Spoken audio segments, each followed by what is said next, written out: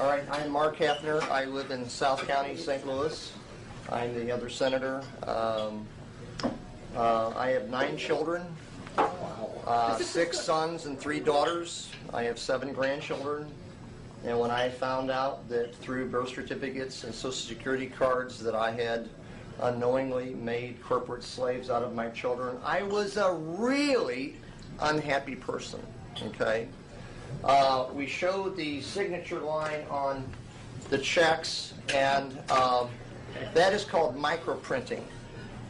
And now, if I started a corporation, and I knew that I had started a corporation, I would open a corporate checking account for that corporation that I would be the president of, and it would make some sense for the signature line to say authorized signature, because the corporation I would start wouldn't have a hand and couldn't sign anything. It would take a flesh and blood human being, the person who had started the corporation.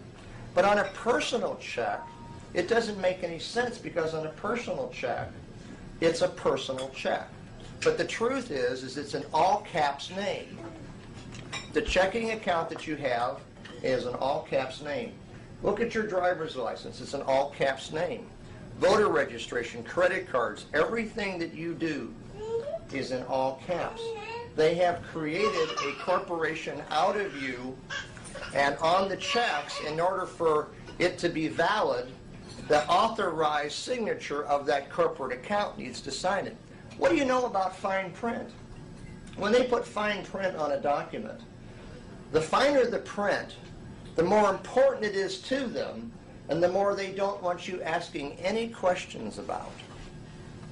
I have run into almost nobody that knew that that signature was on there unless they were part of some type of a patriot movement. And it's hidden in plain sight because it has MP right behind it, which stands for microprinting. But nobody seems to catch this because it's hidden in plain sight. So the corporate identity thing is basically like me sneaking into your room when you're a baby, or sneaking in with your mother at the hospital when you were born, and basically stealing your identity and creating a corporation that you're actually the owner of, okay, but you don't even know that it exists. And then the initial public offering of that corporate entity is offered through a birth certificate bond. You can get as many copies, certified copies of your birth certificate as you want, but you can't get the original. Why can't you? The reason you can't get the original is because it was sold on the Securities Exchange as an initial public offering. I was born in the mid-50s, and the initial public offering of my birth certificate bond was sold on the Securities Exchange for about $600,000 in 1955. I have a 2-year-old. The initial public offering of a 2-year-old these days is about $2 million. It really is identity theft. All of these original security bonds, okay, that accrue value as they're used in commerce, and the value of the bonds go up, are actually held in each of the Federal Reserves all around the country. Now, a bond yields its profit to the person who is in possession of it when it matures. Guess when your birth certificate bond matures? When you die. And when you die, the person who, or the corporation that's holding the bond, will keep all the profit that that bond has generated.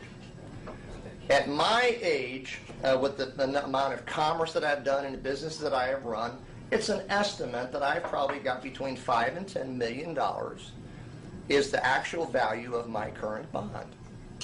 But because I'm not in possession of it, and I'm not even supposed to know that it exists, all those assets based on my identity have done me no good whatsoever. So how did we get into this mess? When we were being formed as colonies, it took a lot of money to get all the supplies and ships and everything over here to form the 13 colonies. British bankers and the British Crown put up a lot of dough. Well, they were happy to put up the dough because as long as they owned the colonies, they knew that the resources of this over here would pay them back a very good return on their investment. But when we broke away from them, now they had no return on their investment, and they had a legitimate claim of debt against us.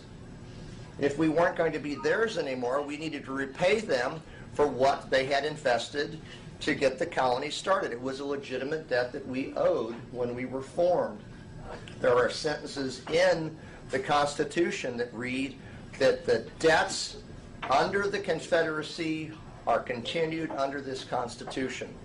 So the Constitution is also an agreement of debt to the British and to the French, because we asked the French to help us defeat the British, and they wanted to be paid back for their military expenditures.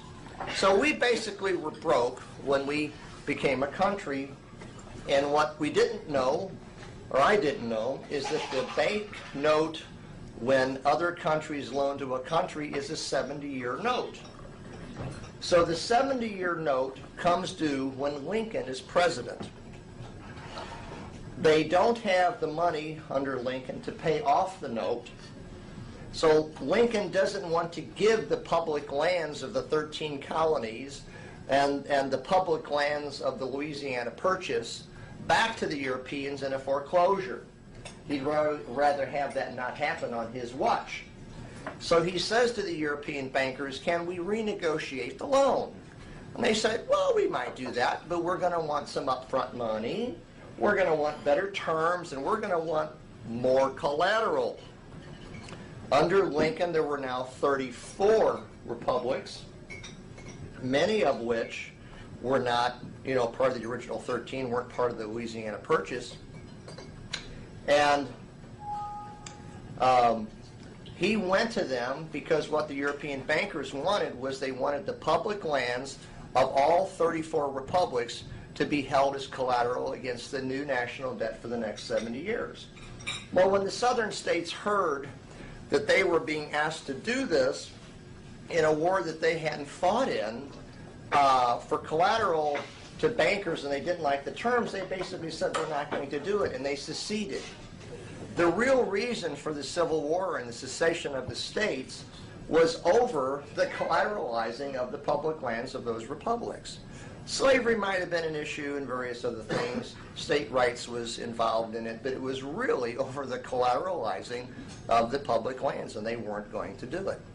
Now Lincoln has a problem. He no longer has a quorum to convene Congress. He can't renegotiate the loan because he has no power to pass any laws. So he had an idea. And I think it was the best idea he could come up with because he was in a pretty bad spot. He started a corporation, the Act of 1871, which basically gave him the ability to form an all uppercase United States of America corporation with a physical jurisdiction of the District of Columbia, which was where they had the authority to do business, and he reconvened Congress as a corporation. As a reconvened corporation, he was able to renegotiate the debt, fight the war, and get the southern states to sign under duress, because some of the governors, even after the war, with threat of military action against the state capitals, had their governors forcibly replaced. Once that was done and all the collateral was in for the European bankers, I think Lincoln probably intended to shut the corporation back down, is my guess. But he was killed before he could do it, because they realized that this was a sweet opportunity to get around the Constitution. All right, so 70 years go by, and now we're up to the time of the Great Depression. We're up to the time when the rich elite go to Jekyll Island and they look for a way to permanently get a central bank into the American economy. If you have a central bank, the bankers who control the currency make a fortune off of the resources of the people. There had been several failed attempts at having a permanent central bank in the American history, and they'd always been rooted out and defeated after a short period of time. So this time they wanted to make it a little bit more permanent. So I think in 1912 they agreed that they'd fire it up 20 years later, which would have been 1932. They also understood that if they were going to pull this thing off, what had defeated it in the past was people's knowledge of it being unconstitutional. So they somehow were going to have to control the people. So the same people that put together the concept of Federal Reserve Bank also looked at how many newspapers they would have to buy to control the minds and the knowledge of the people. They determined that they needed to buy 21 newspapers and change the editors into their editors, who would only print things in those newspapers that would cover up what was really being done to the people. So they have controlled, so we have not had a free press in the United States, going all the way back to when newspapers really was the press, all the way back to about 1912.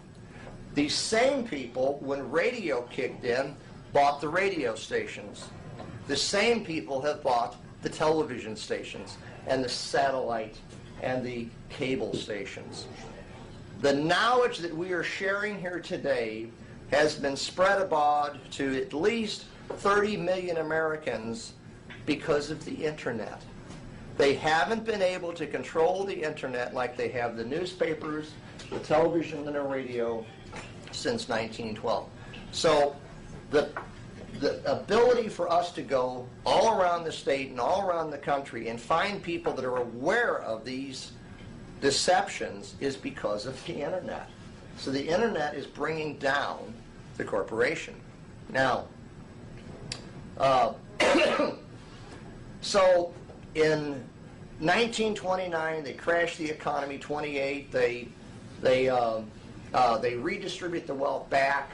They take away the gold by making us enemy combatants, and they give us worthless Federal Reserve notes for our gold, made it illegal to own gold, bullion. They wanted additional collateral for the next 70-year term. They already had all the public lands. What do they want this time? They want the private lands. So they never put it to a vote to the American people that, hey, we don't want to be foreclosed on. So would you all mind having your private lands, houses, and farms put up as collateral against the national debt so we can spend foolishly for another 70 years and make ourselves rich as politicians at the expense and the risk of your private property? They never asked us that. They just did it. Okay? So by 1933, they had collateralized our sweat equity through birth certificates and made commercial entities out of us and stolen our identity. They had also put our private property up for collateral against the European debt. Some very, very brave people from 33 to 38 took the government to court for fraud, for doing these things. These court cases went all the way to the Supreme Court. The Supreme Court ruled that what the corporation had done to the American people was fraud. It was fraud for two basic reasons. There wasn't full disclosure. If I can prove that your grandpa made a deal with my grandpa and that he didn't fully disclose the terms, there is no statute of limitations on fraud. Also, it was fraudulent because there wasn't consideration 2 days. Will you wash my car every day and wax it once a week, and in exchange for that I will give you nothing? Contract? No contract. There's no consideration going both ways. If I say I'll give you a penny a week and you agree to it, now we have a binding contract. It's a really sweet deal for me, but it's still consideration both ways. So the Supreme Court told the government that they had put our private lands at risk if they defaulted on the loan, and that there had not been full disclosure, and there was no consideration to us for using our identities to be the backing of all the money and to put up our private property for collateral against others, that we had been given nothing in exchange for all that risk. So there had to be full disclosure. So there had to be full disclosure, and they had to give some consideration. Well, I'm sure they ran an ad in the legal newspaper somewhere, so now we've got the disclosure out of the way, okay? And they said to the Supreme Court, if any of the American people submit any debt to the Treasury, not purchases, but debt, we will pay their debt out of the large sums of money that we are holding in their birth certificate bond. And that was okay with the Supreme Court. Now, they don't honor that, and they don't advertise that. Their own Supreme Court has said that we should have the ability, because of what they have done to us, that our consideration is you should be able to take your mortgage, your car payment, submit it to the Treasury, and it's paid out of your birth certificate bond. Because whatever debts you could ever rack up, it's a drop in the bucket to the amount of money that they have made off of your identity since your birth. If they solved all my financial problems, it wouldn't be 1% of what they have made off of me, and they're going to keep the rest when I die. Like they kept all the rest of my mother and my grandfather. So, that's why on the checks there's authorized signature, because we as sovereign human beings are a higher life form than a corporation. In order for them to control us, they had to have parity. So they, through birth certificates, driver's licenses, license plates, marriage licenses, Social Security cards, voter registration, titles for your cars, titles for your land. You get a deed of trust, which says right of tenancy and right of assignment. Tenant's where we get the word tenant from, tenancy. The personal property tax is us paying the owners of the property for us being tenants. Isn't that a wonderful concept? Now, so all of this has happened to us, and the Patriot movement has been fragmented and been around for maybe 20 years, and they've tried to use commercial law, they've tried to use maritime law, they've tried to use common law to get some remedy, to get some constitutional rights back to the people in opposition of what the corporation has done. The corporation exists at the federal, the state, and the county levels. It's throughout. It's all corporate. The judicial system all have ITN numbers. It is a corporation court system. The court system upholds the contract of the corporation against your corporate identity. It's really a sweet deal for them. So, the Patriot movement really never was able to get much remedy because the courts are rigged against the truth being, they don't honor their own laws. So, about 2 years ago, we don't know whether the Patriot movement approached the military or the military approached the Patriot movement, but somehow this kind of conversation took place. Maybe it went something like this. Hey, military, you know you're serving a corporation and they're not treating the people under the Constitution, and they got you doing things that aren't constitutional? And the military said, yeah, we know. But you, the people, advocated the republic. And we, the military, are not going to start a coup. Okay?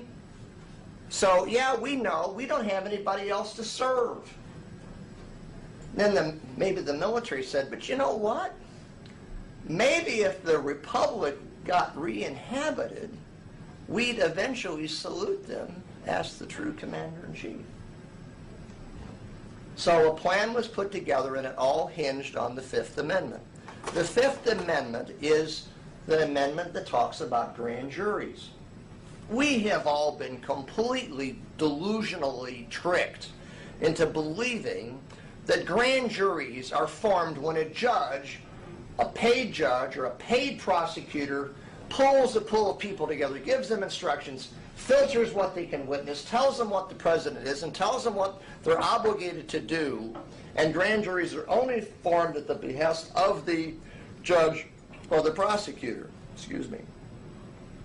But under the Fifth Amendment, we are all prosecutors. Under the Fifth Amendment, anytime you get 27 of us together, or according to the rules of your republic, you can bring 2 witnesses, bring a presentment against any public official, and that person must now go under trial. It's called a true bill. The power of the Fifth Amendment was discovered, rediscovered, by various patriot movements that came together and pulled their following so that we could get a grand jury in all 50 republics at one time to hear the same case. And the case that they came up with was that the governors are guilty of being elected by the people, but treating the people as corporate entities, working for a corporation, and not obeying the state constitution and the Constitution of the Republic. And the finding of these grand juries was that they had 7 days to resign or lose their option to hold office. And after 7 days, the lieutenant governor had 7 days. Then after 7 days, the third person in line had the option. So within 21 days, if nobody repented, resigned, and retook the oath to the Constitution of the state and the Republic to do the right thing, within 21 days they had acquiesced.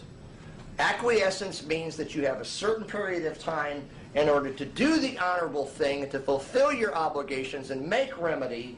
And if you acquiesce, then under common law, the dishonored party now has the option of coming up with their own remedy. So after a month or 2 had gone by and none of the governors had done the right thing, and they had all acquiesced, the 50 grand juries came together again, and according to the truth and the power of the Declaration of Independence, provided the remedy of, if they're not going to inhabit the offices of the Republic that had been abandoned since 71, they were not dissolved. They were just sitting dormant.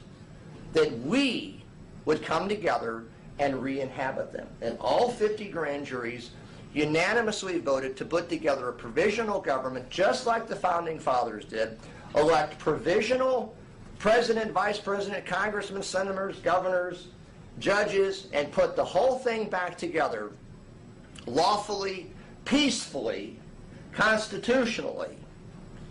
And they did this, and that's been months ago. That Congress has met as the Continental Congress in Utah. They put together documents that have been delivered to The Hague. There's over 80 to 90 nations that are dealing with this restored republic as the continuation of the original government of the Founding Fathers. They understand that the corporation is just a corporation and has not treated them too kindly with their Federal Reserve notes and all their military might. We are in the process right now as a republic of putting together compacts which are more powerful than just treaties with between 20 and 30 of these 80 nations for peace. Okay? Now, we are at the place now where we've got about 45 of the 50 republics hanging together to pass muster for the military and for the international community to say they've really got their act together and they are going to be able to run the entire country. Originally, the concept 2 years ago was that this republic would peacefully coexist alongside the corporation and have the rights of the republic that we are, just like the Lakota Indians have IDs. If I'm driving my truck down the road before I was in the Republic and my mud flap was torn and my taillight was out, the DOT could have given me hundreds of dollars worth of tickets. If they pull over a Lakota Indian with Lakota ID, they say, have a nice day. He's not in their jurisdiction. They're their own nation. They have their own laws, their own enforcement, their own everything. Okay? If a Lakota Indian gets messed with by some podunk, he doesn't fight the battle with the podunk, the nation fights it. And they win because they're internationally recognized. That has been established for us and is being finalized. we thought as a republic you could join us, get your IDs, and peacefully coexist, get rid of your debt, get rid of the IRS, get rid of property taxes, okay, get out of the need for contracts for driver's licenses and marriage licenses, and get back to constitutional freedom. Problem, okay, the corporation has run itself broke. It's at high risk of collapsing. And we find out that this is by design. They used 9/11 to put the Patriot Act in, which is the biggest usurping of our constitutional due process rights ever conceived, and to start some wars that would put our military far away from our continent. So our military is barely here and is mostly elsewhere. And in the last couple of years, they have secretly moved in a lot of United Nations troops. Their intent is to crash the dollar, crash the stock market, just like they did in 28, 27, 28, okay. And basically there'll be unrest because the money will be worth nothing. And then they'll go, oh my gosh, we have riots. Please, United Nations, come and save us. Miraculously, the next day, the troops are already here, and our military can't help us because they're all over the globe. So this is the big plan. This is the big plan, okay? So what the Republic is faced with now is not the prospect of being able to peacefully coexist with the corporation as we grow over the next 5 to 7 years and people realize they can join us instead of being a corporate slave, and our numbers would grow naturally. What we're faced with now is the military and the international community looking at us and scrutinizing it and saying, are you ready to run the country when the corporation fails, which is soon, so that the military can back us and tell the United Nations to take a flying leap at a rolling donut and get out of our country. We are trying to get the final states together, and we are trying to get all of the official documents in the Court of Records and everything filled in all the republics so that the military will finally say, we will back you 100% because we believe that you are in place and can run the country when the corporation folds. Our Chief Justice, Nathan Peachy, put out a letter dated January the 11th. I can't read the whole thing to you. I read the first and last paragraph. The serious complaint and grave violations of constitutional rights and privileges by the county, state, and federal corporations disclosed as foreign sovereigns committed against the American peoples and parties of the free independent republics, okay, of the United States of America, Constitution, has been prepared for filing from the office of the Republic Attorney General. They're basically going to convene a national grand jury with a juror from all 50 republics very soon, and the case that they're going to be hearing is evidence that the corporation is planning the collapse of the economy to bring in United States troops. It may even involve United Nations troops, and it may even involve the use of mustard gas and phosgene gas. The estimation is that 100 million Americans could die in order for this country to no longer be a threat to the New World Order. And what will precipitate that ground war is the financial crash, and our military is not here to help us. The last paragraph says the security team at this near event will consist of the military, law enforcement officials, and American Rangers who work for us, who will administer surveillance and security during this event. Okay. So in the very near future, I believe that the military is going to not only be providing security for this, as reserve notes are. So he put Executive Order 111100 together in 1963, authorizing the U.S. Treasury to print notes, to print dollars, not notes, backed by silver, and they were starting to be put into the banks. He printed billions, I think it's 10 billion of 5s and 10s, and I think 5 or 10 billion of $20. this money was begun to be put out into the banks, and they killed him. Why? Who in their right mind would take their paycheck in 1963, 64 and get Federal Reserve notes for their paycheck worth nothing, or get Treasury notes backed by silver? For every Treasury note that was used, the usury, the rent, taxes, which is what everything the IRS collects is basically just the usury for the money, would have come to an end. The central bank would have come to an end. The cash flow to the European rich and to the bankers and the crooked politicians would have come to an end. So they whacked him. That money's been sitting there since '63, and not one president has touched it since then. Maybe they're afraid of being whacked, or maybe they've got a large enough financial interest in what's going on that it's just, business as usual. Democrat, Republican, doesn't make any difference. They're all understanding what's going on. Most of the civil servants, not at the top, think they're serving the people. I guarantee you that the people at the top know what's going on, and by being a part of what's going on, it's made them far more money up and above their salaries. How will the transition take place?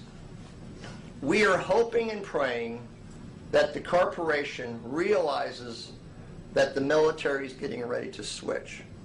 They have made contact with our interim president, James Timothy Turner, and have begun negotiations for a peaceful transfer in exchange for amnesty, for forgiveness. Okay? If those negotiations can go well enough, we'll be able to put the Treasury notes out into circulation before the Federal Reserve notes go to zero. We had thought a year ago that the value exchange rate from the Treasury notes from the Federal Reserve notes would be 10 cents on the dollar or 20 cents on the dollar. We now believe that the value of the Federal Reserve notes is so broken that there's not going to be an exchange rate at all. But if we can get the Treasury notes in place so people can begin to have them in their possession, then when the Federal Reserve notes crash, people will still have buying power. If we can't work that out, eventually the United States Federal Reserve notes will be gone. Nobody's checking accounts or credit cards are going to work. Everything that you have in CDs or money market is going to be worth zero, and IRAs the same way. Some stocks might make it, many stocks won't. This is going to be a rough transition. So how do you prepare for it at a personal level? You need to at least, minimally, have 30 days worth of canned food. Canned meats, pastas, grains, rice, fruits, vegetables, everything. You're not going to go to the grocery store perhaps for a month. You need to have water. The reason I recommend canned goods is maybe there'll be problems with the electric. If you can get a knife, you can open a can and you can dine. Okay? If you have assets, you need to take a serious look at what my family has done. We have gotten rid of all of our IRAs, money markets, and CDs, and we have bought pre-1964 silver coin in the denomination of dimes and quarters so that it can be used for barter, and it's 90% silver, and whenever the new currency is put back out, we'll be able to exchange the silver that we bought with Federal Reserve notes for the new currency. Almost everybody says that when the paper money, Federal Reserve notes disappear, that the value of silver is going to go up, especially if the new currency is going to be backed in Treasury notes by silver and gold, which it is, because that is the intent of the Republic. We won't have to print the initial amount of money. It's in warehouses, and we have found it. So, where we're at today is we need 12 people minimally in each county of Missouri to ratify a county settlement document. which basically maintains that members of the Republic who reside in that county have ratified a document taking the entire land mass of that county away from the D.C. Corporation and giving it back to the people. So I'm 4 hours away from home today creating a video so that you can get at least 12 people together in this county and the counties that you represent to join the Republic, to ratify the county settlement document and lawfully, constitutionally take the land of the county back from the corporations.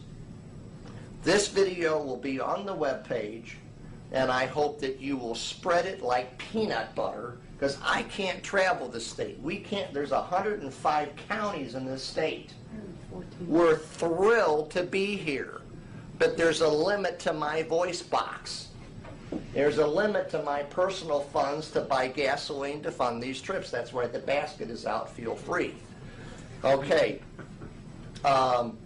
This video should be up on our webpage, which is MissouriRepublic.org. Okay? And take this video, email it to everybody, and let's try to get 12 people in every county of this state. Anybody you know, anywhere in the state, get them to watch the video, help them get signed up, and let's get every county reclaimed. As the National is working on getting the 5 remaining states, which is going to be the trigger for the military to salute us, this case will go forward in the next short period of time, and if we've got the backing of the military, things can begin to change quite quickly. We're praying for a peaceful transition. We've offered absolute amnesty and forgiveness to all the corporate players, which is bringing them to the table because they are afraid for their lives. We have heard in the last 2 months there have been over 1 million applications for overseas visas from people that live in the District of Columbia. Ever heard of the concept of rats leaving a sinking ship? Okay, so this is where we're at. We need the Republic to be stronger in Missouri. We still have some positions to fill. We need to be praying with all of our might for the additional 5 states to get completely seated so that the federal government can say they really have restored the Republic. We're recognized by other nations, we're recognized by The Hague, but the military's not going to back a horse that doesn't have its act together. The more people we have, the more we can pull together absolute proof that we pass muster and we are ready to run this state and ready to run this country. Time is short. The UN troops are here. The dollar is about as fragile as an egg on the top of the Empire State Building, and plans are made for bad things to happen. The United States is a country, and its people who hang on to their guns and hang on to their dreams of the Constitution are the biggest threat to about 20 nations who want the New World Order. The other 80 nations don't. They want to whittle down the American people so that the New World Order can be brought forth. The Republic can stop it. We need you to sign up today and get a red thumb. This is your God-given ID, not your Social Security card or your birth certificate and none of that wonderful corporate stuff. It's your God-given ID and the name that your mommy and daddy give you. If you use your full name and give us your thumbprint and swear an oath, you can become part of the Republic today, and you can sign a jural covenant, which basically says that you are going to republic with us. Republic is also a verb. Congregate is a verb. People are congregating. A bunch of people are gathered, but we don't know what they're doing. But if we republic together, what we're saying is that we have gathered to lawfully support each other's constitutional rights. I'm inviting you to republic with us. Sign the paperwork, okay? I want to throw it open for any questions that you have now that you need answered before you would sign up. And then once we get those questions answered, we're going to go to another part of the room and start signing people up. and I will continue to answer questions for anybody that has them. Okay? And then once you have joined the Republic, you're probably going to have a different set of questions, which would sound something like, I'm part of the Republic now, I have a red thumb. What do I need to do? The first answer to that question is get this video and share it with everybody yesterday. Okay? Not that it's the best presentation on the planet. Please take it and put together a better one and spread it around like peanut butter. But we've got to get this thing done. We do not have months. We have weeks, maybe a month. We're getting down to the wire on this stuff. So what questions do you have?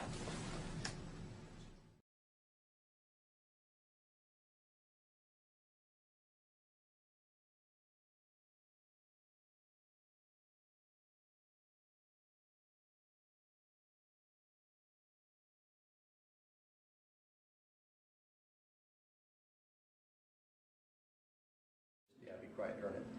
All right, well, I'd like to thank you all for coming here today. My name is Mark Hafner, and I'm a senator here with the Republic for the United States in Missouri. And this is a 4th of July kind of an update to the first video we did back in January 15th down in Ozark, Missouri. And I want to tell you right off that this video may not be the one you should watch first. If I tell you that your birth certificate, your marriage license, your driver's license, your Social Security card, marriage licenses, and voter registration, all these things have made you a corporate entity and put you under commercial law, and you really don't have the protection of the Constitution and the Bill of Rights anymore at all. And in those privileges that they've granted you through these licenses, they have total control of adjusting the privileges and fining you if you don't follow their deals. So if you don't understand any of that, and if you also don't understand that our Republican form of government that was given to us by the Constitution and by the Founding Fathers actually ended in 1861 by the lawyer who happened to occupy the White House named Abraham Lincoln, and they reconvened the running of this country as a corporation, total fraudulently done, and that has trickled down to every state and local government, every courthouse are now just corporations. If you don't understand that, you need to watch the first video first. It's called The Change Your Founders Believed in, Republic of Missouri. It can be found on Patriots Unite Now YouTube site, or you can find it on the education page of the republicforarizona.org website. For those of you that have seen the first video, this is going to be a 4th of July update with a short review and also answer some questions that have come in on the internet. So the quick review is, in 1861, what was happening in the country was the international bankers working with the lawyer in the White House wanted the rest of the public lands of all the additional republics to be added to the collateral for the national debt for the next 70 years. And the southern states said, we're not giving you our public lands as collateral, and they seceded. Well, when they seceded, Lincoln, the lawyer, says, no problem, we'll just start a corporation and reconvene. And they did. The reason I'm bringing that up, because it's covered in detail in the first video, is when they reconvened, the seats of the Republic, the President and the Congress, those seats were vacated. They weren't abolished.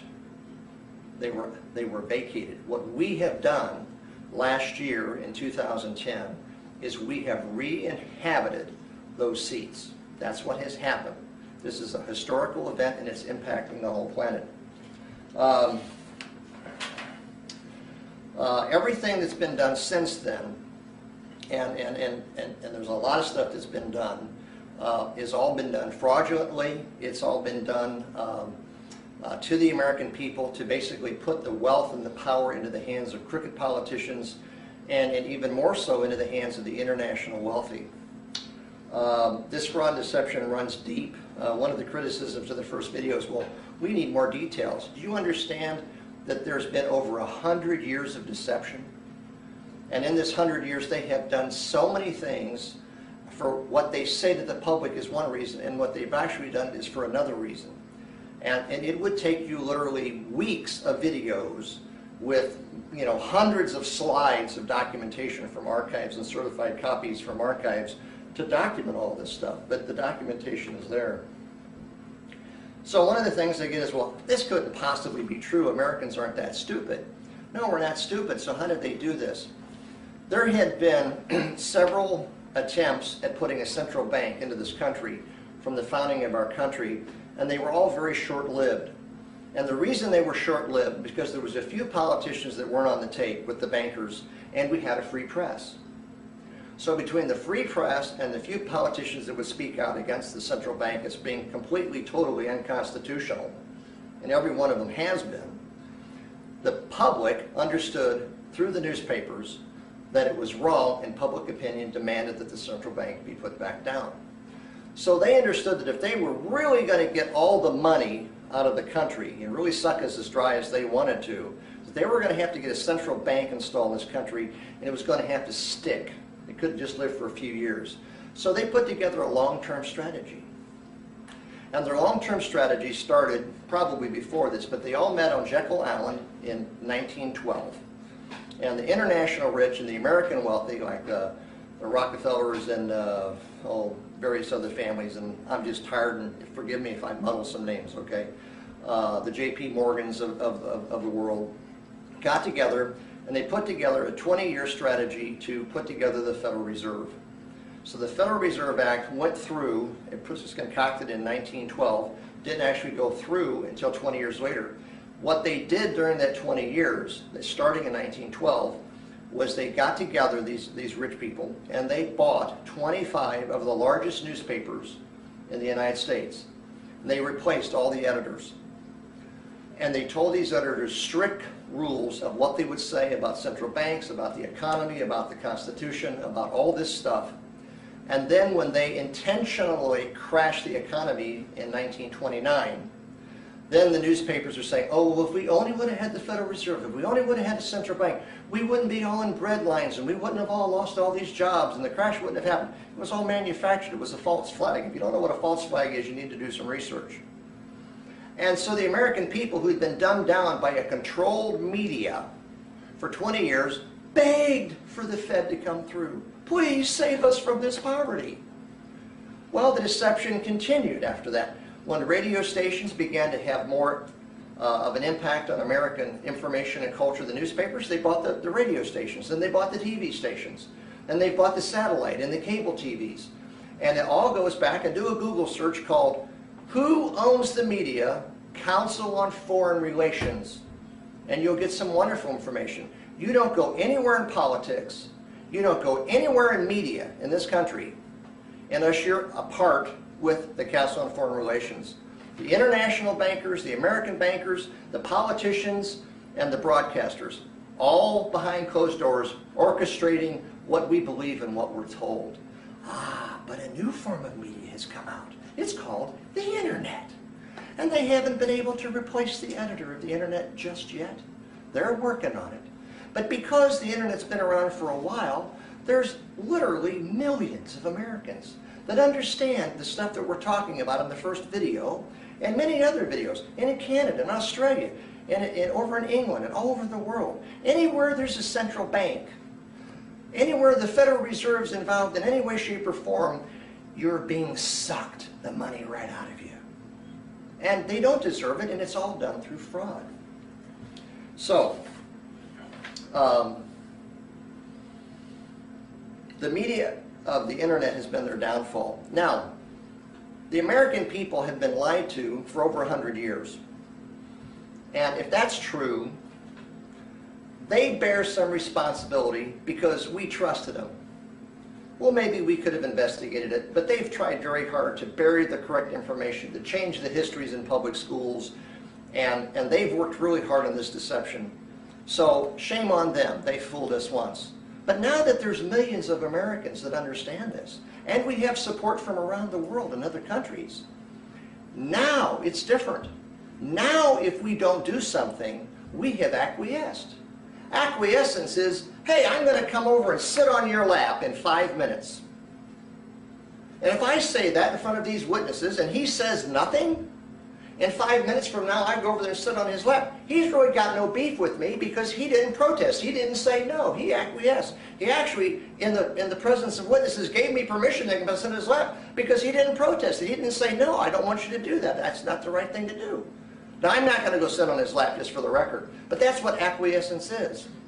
We have millions of Americans that know the video content of the first video in January and other videos that are out there. The internet media that is free has explained this with a lot of documentation that this is all true.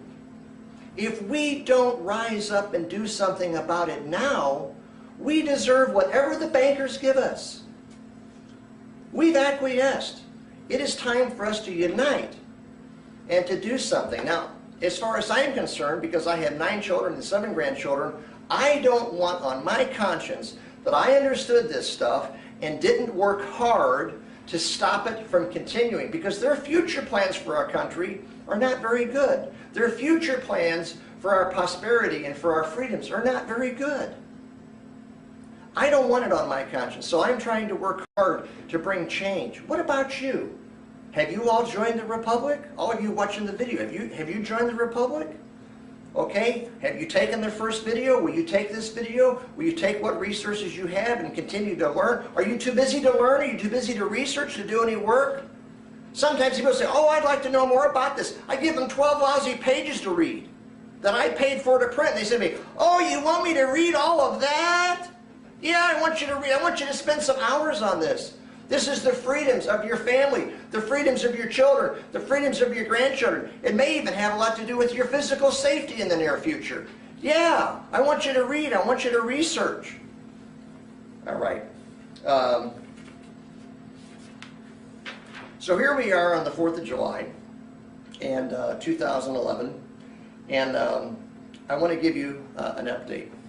Many other nations around the world, the list is over 130, are ready to partner with us, and peace compacts are being negotiated. We now have all 50 republics in union verified with documentation that is satisfactory to the international community. That's huge. That's huge. This has all been done peacefully since the middle of 2010. We have met all the standards and requirements for the funding of our restored republic. It's all in place. That's huge. So what will happen next? When international recognition finally becomes public knowledge, and we don't expect it to break in the press here, we expect it to probably break in the press in Europe. That's our guess. We don't know. When we have international recognition, we'll have international enforcement. And then we'll have national recognition and national enforcement. And then it'll trickle down to state. It'll trickle down to county, and eventually to large cities, to small cities, and then all the way down to Barney Fife. Okay? How long is that process going to take? I don't know. It's going to take some time. When's it going to start? Soon, I hope and pray. But it's going to take some time.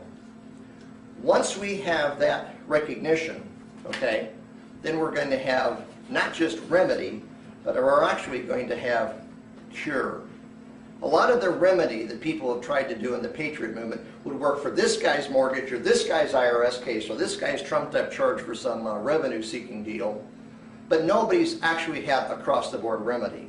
And a lot of people have been thrown in jail for trying to mess up their cash flow. When we get the international recognition and international enforcement trickles all the way down, we won't have problems like that anymore. This is going to be a cure. We won't have to fight for remedy in 20 areas where we've been abused by corporate governments. We'll have the cure for all of them. That's why we're working internationally. Now, we are a provisional government, and we have the authority to re-inhabit what was abandoned in 1861. We are cautious to make any changes on major issues until we have full recognition and full enforcement. At the right time, elections will be held, and we will move from provisional to permanent. The reason we're provisional is we had to prove to the international community that we had actually re-inhabited the presidency and the Congress and the governors, we had to show them that we, the people, had no longer acquiesced, and that we had stood up, we were organized, we were documented, we were unified, and that they could recognize us as the re-inhabited Founding Fathers Republic, and they could begin to participate with us. So we had to have a provisional government in place to prove that. We understand that a few hundred people in each state doesn't give an election to all the people that live there, but millions of people weren't involved to start this. Sorry, only hundreds, only dozens. So when the American people all know about the Republic, and everybody wants to join it that does, then there will be an election that will be permanent. And then many changes that probably need to be changed from the government of 1861 to now can be looked at then. But everything that we've needed to establish has been done. Okay? There's no roadmap on how to do this. It's not like we found the DNA of one of the Founding Fathers and we could rejuice him and he could tell us how all this stuff worked at the state, federal, and city level and how it all worked together. And a lot of the information of how the Republic really worked has been destroyed and hidden or burned in fires that were planted. And none of the American people have really learned the real difference between the practical functioning of a democracy versus a republic. We haven't seen it in our lifetime. So we've got a lot of learning that we need to do. So pray for us. Some of you were saying, oh, well, they shouldn't have done it this way or they shouldn't have done it that way. Like I said, there's no roadmap. We have done the best we could, piecing the history together all the way back to 1861 so that we could do this. And we've done it well enough that 130 nations recognize us. And we've got funding. That's huge. That's just huge. So we haven't screwed it up so bad that we failed. But it has not been an easy thing. So we are re-inhabiting a republic form of government. And you really need to study the difference between a republic form of government and a democracy for main reasons. You may be elected to one of the offices in your county, or in your city, or in your township. If you don't understand the difference between a republic and a democracy, you won't serve correctly.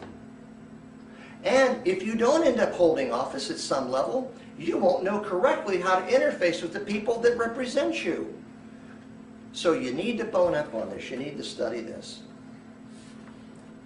All right, how are things going at the county level?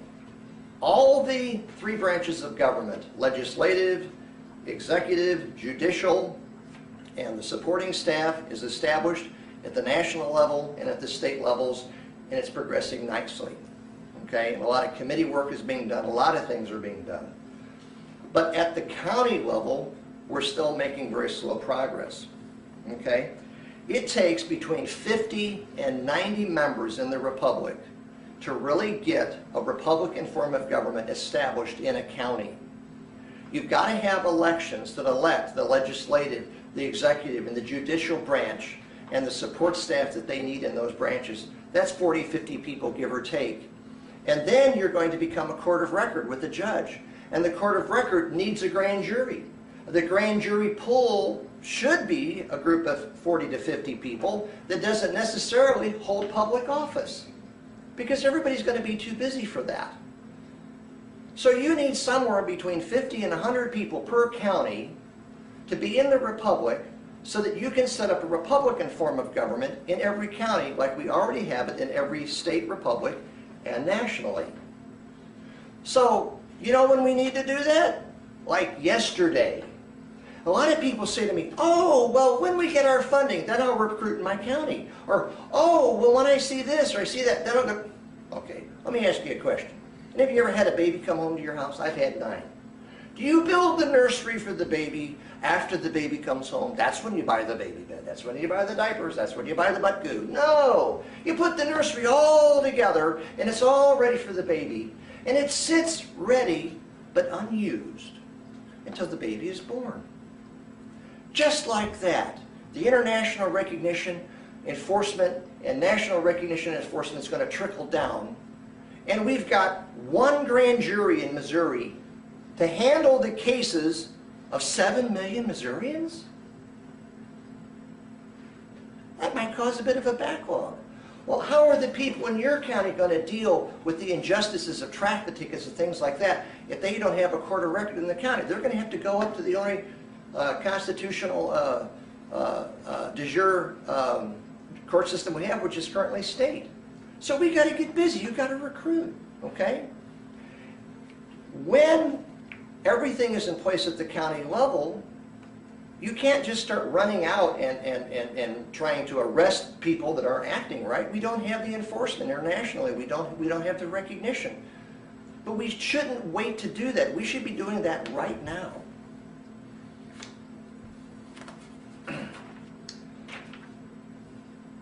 A big part of the slowdown at the county level, it didn't happen at the national level too much. It didn't happen at the state level very much at all. But at the county level, it's been a problem. When we're trying to go out and get counties to have 50, 70, 100 members in their county, we're beginning to run into a lot of patriot groups, and we're thrilled. And we have Tea Party people coming in, or we have Promise Keepers people, we have all kinds of different stuff, but it's fine.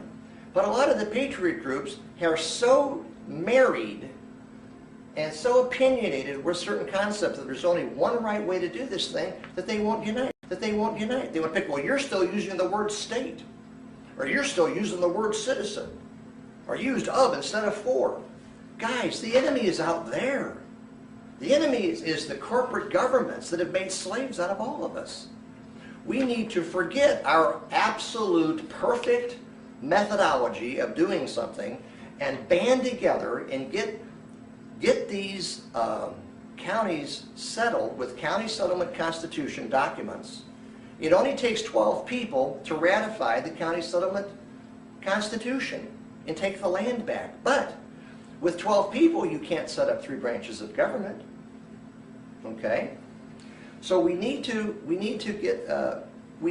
understand that this is just provisional at the state, the nation, and at the county level. And once permanent elections are done, then people can really take the time to do the research and to perfect it, to do it right. We'll have funding and we'll have staff. Right now, everybody that's working, there is no funding, there is no staff. Everybody's doing all this on their own dime. So rather than saying, until it's perfect, or until we have a perfect leader, we won't unite, hey, that's the same as acquiescing. We're going to fail. Now, we're not going to fail. But do we want it to be hard on the American people when the transition hits? Or do we want to demonstrate to the American people that those of us that knew about this ahead of time have gotten busy and got this together so that when they need justice and it's actually there for them, we've got it in place? Do you think well of a mommy and daddy that bring home a baby and they got nothing but a dresser drawer? No diapers? No, that's going to happen. This baby's coming home. Are you ready for the Republic County Freedom Baby to arrive in your county? Get ready. Now, we have these 2 videos. This one, which is kind of an update, and we're going to do some Q&A. And you can, if you live in a county where there aren't 90 people, first off, you sign the Republic if you haven't. Okay? And once you join the Republic, if you live in a county where there aren't 90 people, it's your job to recruit the other 89. Stop waiting for somebody else. Take these videos. There's other videos out there in other republics that you can use to have meetings, to send them out, to email them. And let's become the 600-pound gorilla sitting over in the corner of the room that can no longer be ignored by the international community. As our numbers grow, we earn the respect of the international community, our own military, and even the corporate government. They're still hoping we'll fall apart. They're still hoping that we'll continue to acquiesce. The larger we grow, the more they understand. We ain't going away. It's time for this to be fixed. Now, I've got some questions that came in through the internet, and there's a lot. We're just going to take a few of them. Question number 1, how's their timeline from video 1? Some of the things that we talked about in video 1 haven't happened, and some of the things we talked about in video 1 were pretty hideous things. Okay, we talked about ground wars and things like that. My opinion is, here on the 4th of July in 2011, that what we have done with the Republic has really messed up their plans for the American people. Okay? And I think that a lot of things that they've wanted to do, they haven't been able to do, but they still have the power to do some pretty awful things. So I don't know how and when everything's going to happen, and I wasn't trying to lay out in video one an absolute definite time frame of when things would happen. I believe that the Republic has messed up what the international bankers and corrupt politicians have tried to do, and many of the things that they would have done, we've messed them up real bad. But they're still in the chess game, so don't count them out. That's why we need to grow. That's why we need to recruit. Question number 2. I'm not sure that I trust Tim Turner. I'm here to tell you about Tim Turner. I've met him. I've spent time with him. He is a flawed man. Just like you, just like me. If we're waiting for a perfect leader to come along and follow, we'll never get our act together. Does he love this country? Does he love the American people? Is he a good moral man with good moral character? Is he a man of integrity? Has he made mistakes? And when he makes mistakes, does he admit he's made mistakes and try to make amends? Absolutely. I trust him. I've met him. I've met Nathan Peachy, the Chief Justice. I've met many of the people at the national level, because every time there's been a national event, I've mostly been there. You know, you hear a guy talk in a meeting is one thing. You follow him to the bathroom and talk to him while you're taking care of some business. You get past that public face, and you find out what the man's really about. These people that are doing this are spending a lot of money and a lot of time. I trust them. Maybe you don't trust me. Okay, fine. If we don't unite, the corporation wins. You like being a slave? Just keep throwing stones at what we've done. Just keep complaining about the foibles, or you don't like how I comb my hair. Go ahead. And I'm not trying to be defensive here. I'm just trying to help you understand. They have been orchestrating this for 100 years. If we don't understand that the enemy is out there and unite and get involved and get busy, that's a bad way to play chess. This is a very important chess game.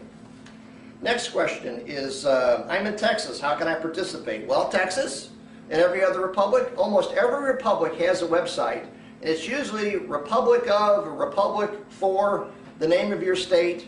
So in our case, it's republicformissouri.org. And every one of those websites has the ambassadors and email addresses. Some of them have the email addresses of senators and governors and administrators. And there's the national website, where all this is listed in one place. It's www.republicfortheunitedstates.org. Go there. Find the people in your state. Get signed up. Okay? There is a republic, and there's a republic organization in every republic. Say, well, where's your proof? Where's your proof? Okay. These informational videos, the first one was 45 minutes. Like, I'm going to have time in 45 minutes to show you 400 or 500 pages of documentation. The first video was done very casually for a group of people. We were just trying to take them from knowing nothing to understanding that there was something to research. I'm not the best guy to lay out research. I'm not the analytical type, okay? We went to a national grand jury case in Georgia a few months back, and one of the men in the Republic who is that type of an analytical, 30-year historian of American history, 20-year understanding law and common law, put together a presentation for a national case that's still pending, 500 pages of certified documents from archives, from city halls all over this country, and some from out of this country.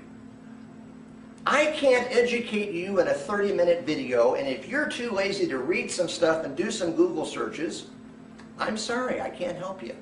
I promise you that documentation is there, but it's buried. They were able to bury the 13th Amendment, which is the Titles of Nobility Act, which not only makes it illegal to be in Congress if you have a title of nobility, it also makes you a non-citizen. It was published in all the publications from about 1921 all the way to 1965, you can find it in print. But they tell us, oh, that amendment was never ratified. It was just a clerical error because communication was so slow in those days. And a well-placed fire here and a well-placed fire there. And American people are dumb enough to buy that.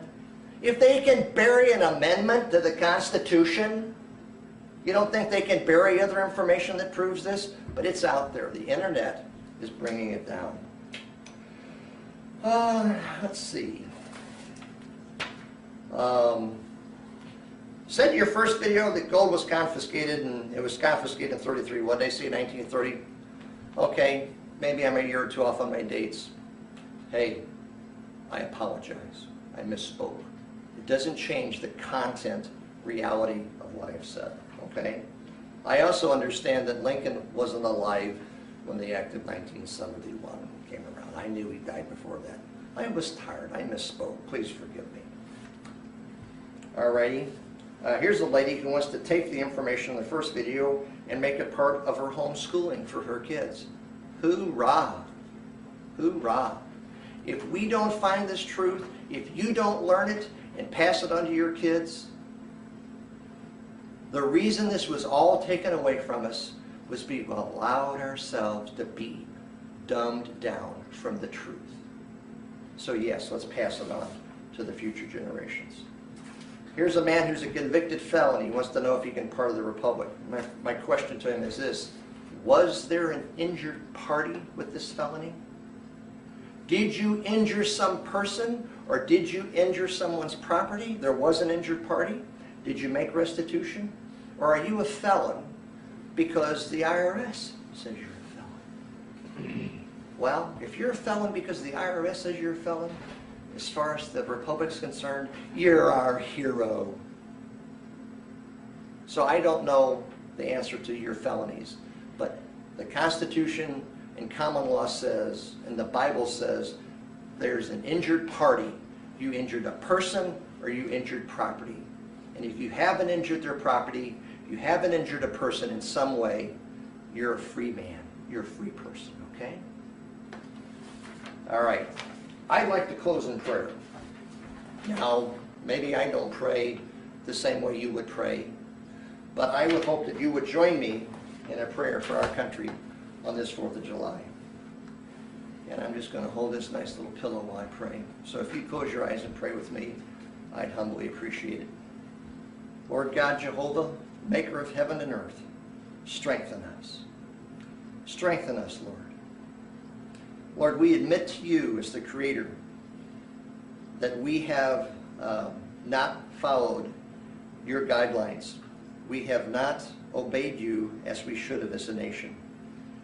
Some of it has been out of ignorance because we've been lied to and trusted our leaders.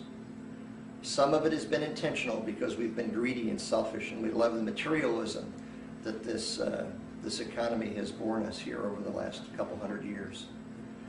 Lord, we're not a wealthy nation unless we have your blessing. Lord, we're not a prosperous nation without your blessing. We ask you for forgiveness for our part in abandoning the golden rule of do unto others as you would have them do unto yourself. We'd ask you to please give us our country back into a republic and get these international bankers and crooked politicians out of running this country so that we can be free in the areas that we're supposed to be free. Lord, you have created us to be free.